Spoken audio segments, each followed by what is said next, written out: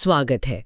आज हम आनंद नीलकंठन की किताब असुर टेल ऑफ द वैंक्विश्ड की दुनिया में उतर रहे हैं। हाँ, ये वो किताब है जो रामायण की जानी पहचानी कहानी को एक बिल्कुल एक अलग ही नजरिए से देखती है। बिल्कुल, रावण के नजरिए से। हमारे पास इस किताब के जो मुख्य विचार हैं उन पर आधारित कुछ जानकारी है। हम अक्सर कहानियां वही सुनते हैं ना जो हमें सुनाई जाती हैं, खासकर जो जीत जाते हैं उनकी। हाँ, ये तो है। लेकिन जो हार गए उनकी आवाजों का क्या? असुर कुछ वैसी ही कोशिश है शायद। बिल्कुल, ये किताब उसी आवाज को, रावल की आवाज को सुनाने की कोशिश करती है। हाँ, जिसे हमेशा हमने बुराई का प्रतीक ही माना है, उसकी अपनी कहानी क्या हो सकती है? चलिए इसी पहलू को थोड़ा टटोलते हैं आज। ये वाकई बड़ा दिलचस्प सवाल है। देखिए, पारंपरिक कथाओं में तो रावण अक्सर बस एक खलनायक है। हाँ, या वो 10 सिर वाला राक्षस। बिल्कुल, लेकिन असुर उसे एक जटिल इंसान के रूप में पेश करती है। जिसके अपने सपने थे, अपनी महत्वाकांक्षाएं थीं। अच्छा। हाँ, जिसने गलतियां भी की, दर्द भी सहा और शायद एक तरह की क्रांति लाने की इच्छा भी रखी उसने। तो ये पारंपरिक रावण से कितना अलग हुआ फिर? किताब में सिर्फ खलनायक तो नहीं है, तो और क्या दिखाया है? ये पहलू थोड़ा और खोलेंगे? जरूर। यहाँ रावण सिर्फ एक अहंकारी राजा नहीं है, उसे एक विद्वान दिखाया गया है, एक कुशल शासक, कला और विज्ञान का जानकार भी, और सबसे जरूरी बात, उसे एक समाज सुधारक की तरह पेश किया गया है। समाज सुधारक रावण, ये तो काफी अलग बात है। हाँ, जो उस वक्त की देवों वाली व्यवस्था थी ना, जाति व्यवस्था, नियम वगैरह, हाँ, उनको वो चुनौती देता है।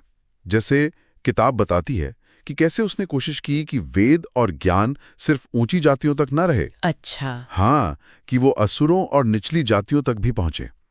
पर हाँ, ये भी सच है कि उसका जो प्रचंड अहंकार था, सत्ता का मोह, वो भी कहानी का बहुत अहम हिस्सा है, और वही आखिर में उसके गिरने का कारण भी बनता है। समझ गई। तो ये तो रावण का पक्ष हुआ, लेकिन कहानी सिर्फ उसकी जुबानी तो नहीं है, जैसा मुझे समझ आया। नहीं, और यही इस किताब की खासियत भी है। कहानी दो किरदारों के नजरिए से चलती है। दो? कौन कौन? एक तो खुद रावण है, लंका का सम्राट। वो अपनी राजनीतिक चालें, अपनी लड़ाइयां, अपने अंदर का जो संघर्ष है वो बताता है। ठीक है। लेकिन दूसरा नजरिया है भद्र का। भद्र? हाँ, भद्र। वो एक बिल्कुल आम गरीब असुर नागरिक है। अच्छा, आम आदमी का नजरिया। बिल्कुल।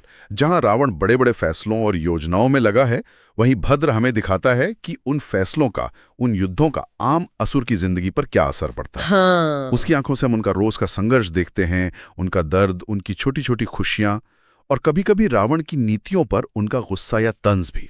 वाह, तो ये दोहरा नजरिया कहानी को काफी गहराई देता होगा। जबरदस्त गहराई देता है। बिल्कुल।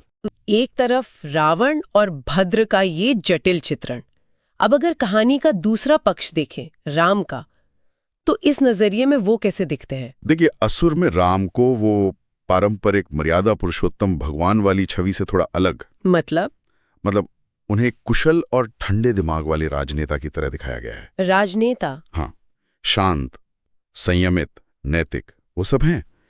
लेकिन साथ ही किताब ये भी इशारा करती है कि उनके जो काम हैं, जो निर्णय हैं, वो अक्सर उस समय की जो सामाजिक व्यवस्था थी, ब्राह्मणवादी सोच, वर्ण व्यवस्था, हाँ बिल्कुल, उसको बनाए रखने वाले होते हैं।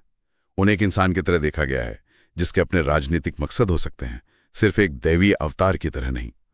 किताब शायद ये सवाल उठाती है कि क्या धर्म और न्याय हमेशा सबके लिए एक जैसे होते हैं, या देखने वाले के नजरिए पर निर्भर करते हैं? ये सब सुनकर तो लगता है कि किताब का मुख्य उद्देश्य शायद यही है कि जो स्थापित धारणाएं हैं उनको चुनौती दी जाए। हाँ, आप बिल्कुल सही कह रही हैं।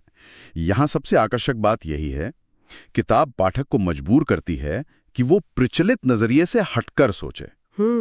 ये उस विचार को ताकत देती है कि हर कहानी के कई पहलू होते हैं, और जिसे हम इतिहास कहते हैं ना, हाँ, वो अक्सर जीतने वालों की कहानी होती है। वो कहावत है ना, history is always written by the winners. हाँ, बिल्कुल सुना है। ये किताब उसे सिर्फ कहती नहीं, उसे रावण और भद्र के नजरिए से जैसे जीवंत कर देती है। वो अपनी हार के कारण बताते हैं, अपने तर्क, अपनी प्रेरणाएं, जो हमें पारंपरिक कहानियों में नहीं मिलते। बिल्कुल। या मिलते भी हैं तो पूरी तरह नकारात्मक रूप में। ये किताब सही और गलत, धर्म और अधर्म के बीच की जो लकीर है ना, हाँ, उसे थोड़ा धुंधला कर देती है, सवाल खड़े करती है। ये वाकई एक साहसिक और विचार जगाने वाला नजरिया लगता है। शायद कुछ लोगों के लिए थोड़ा असहज भी हो सकता है। बिल्कुल हो सकता है। ये उन पाठकों के लिए जो अपनी पुरानी स्थापित धार्मिक या पौराणिक मान्यताओं पर सवाल उठाने का साहस रखते हैं, या कम से कम एक अलग नजरिया सुनने को तैयार हैं। हाँ बिल्कुल। या कम से कम एक वैकल्पिक दृष्टिकोण सुनने को तैयार है।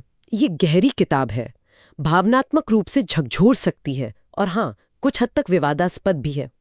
क्यों? क्योंकि ये उन किरदारों को मानवीय बनाती है जिन्हें हमने अक्सर सिर्फ अच्छे या बुरे के खांचे में फिट करके देखा है। समझ गई।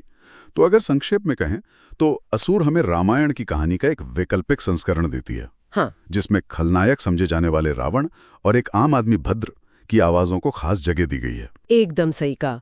और ये हमें याद दिलाता है कि किसी भी घटना को, किसी भी इतिहास को पूरी तरह समझने के लिए अलग अलग नजरियों पर ध्यान देना कितना जरूरी है।